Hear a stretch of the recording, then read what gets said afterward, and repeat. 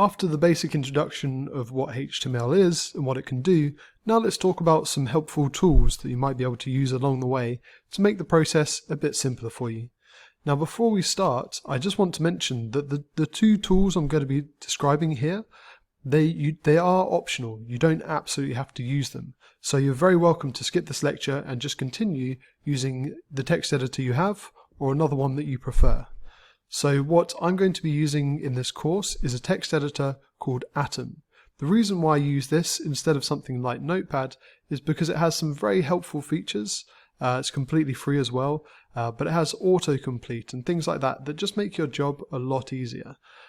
So I'm going to be using Atom. I'm going to show you how to set this up. So if you go to the URL atom.io, and it should say Windows if you're a Windows user or Mac if you're Mac, click download. Mine's already downloaded, so I'm just going to click on this file, the .exe file, which is downloaded. And after a short wait, it might take a few minutes, you should see Atom appear. So here we have the text editor. And I'll be talking you through this in a lot more detail in the lectures to come, but essentially you can just create new files, and it's just like the text editors we were talking about before.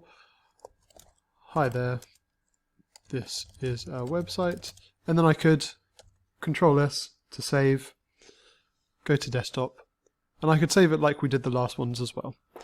So that's an introduction to Atom. So I'm going to be using this, but like I say, you're very welcome to use any text editor that you'd like to use. They're all the same, it just depends on what you prefer.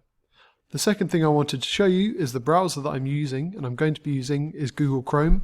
You can use any browser that you want. Another one I'd recommend would be Firefox.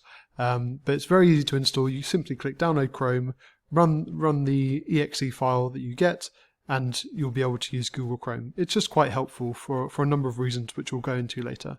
But those are the two things to get you set up with the same tools that I'm going to be using in this part of the course. So in the next lecture we're going to be talking more about creating the basic website, but going into a bit more detail. So I'll see you in the next lecture.